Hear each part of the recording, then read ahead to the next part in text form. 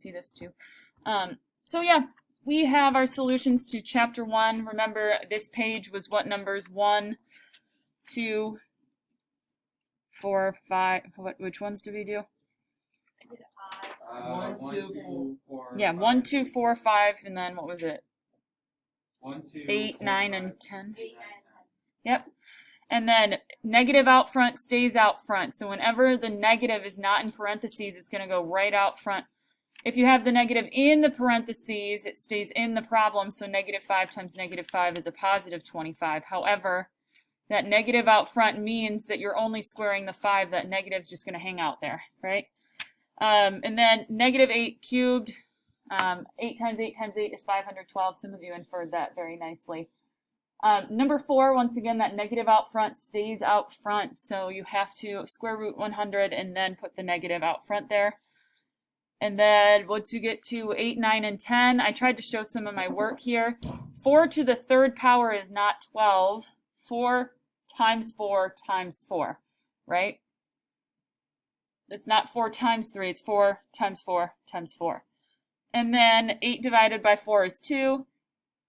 And then 1 minus 7 is negative 6. So then I did minus negative, blah, blah. Here I plugged in x, which is 6. And then I started using order of operations. So I had to multiply first and then read from left to right by doing addition and subtraction. And then for number 10, remember your absolute value makes that negative 10 a positive 10. Otherwise, do you guys have any questions, comments, concerns on page 1? Your exam, that's not really an exam, remember it's a comprehensive test that you'll be able to make corrections on, is going to be multiple choice, which is beneficial, but also if you make one tiny little mistake, it is possible to just get the wrong answer, which is why I wanted to offer corrections, right? So it is really important that you're writing like the original question down on your work. So that way, if you go to make corrections, you know what the question was so you can fix it. Does that make sense? And you see your work so you can fix it. So it was odds on this page, the product of 6.5 and the difference. Do you see how it goes from an action to another action? That should imply that we need parentheses.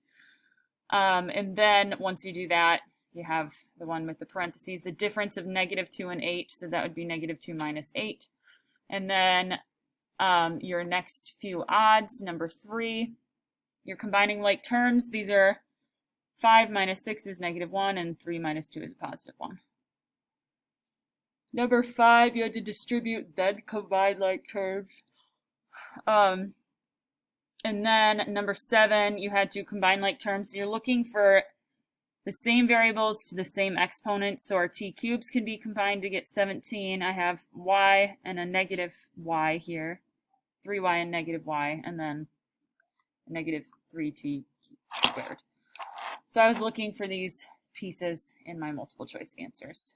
There was no number 9. Oops, I think I took that one off for some reason, not sure why. And then chapter 1, these next few pages, there's just odds.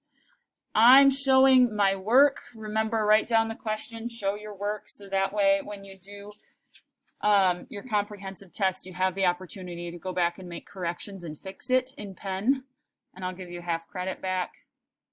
So if you actually go back and fix it, I can give you up to half credit back.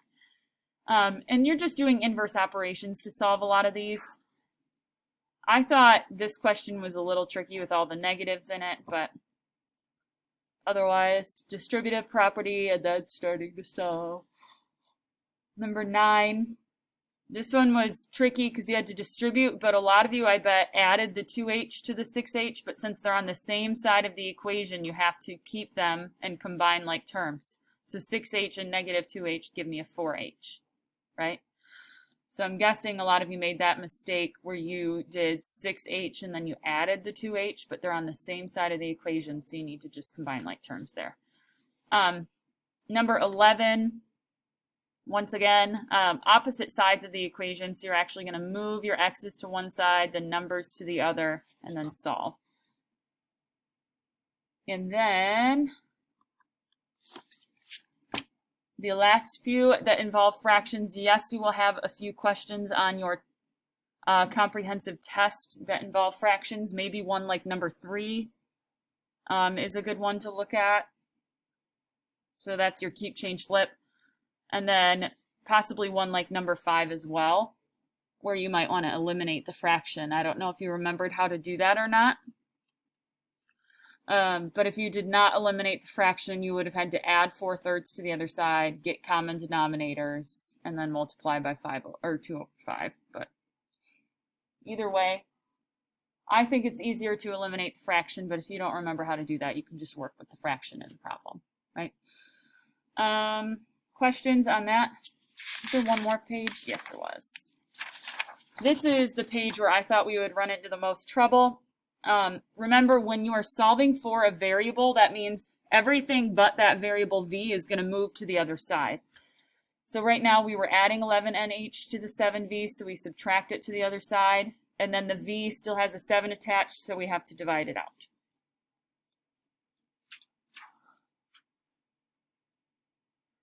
Number 3, there's 2 different options. You could have had y over half n, but if you really wanted to be fancy, you're not supposed to divide by a fraction, so dividing by a half is the same as multiplying by 2.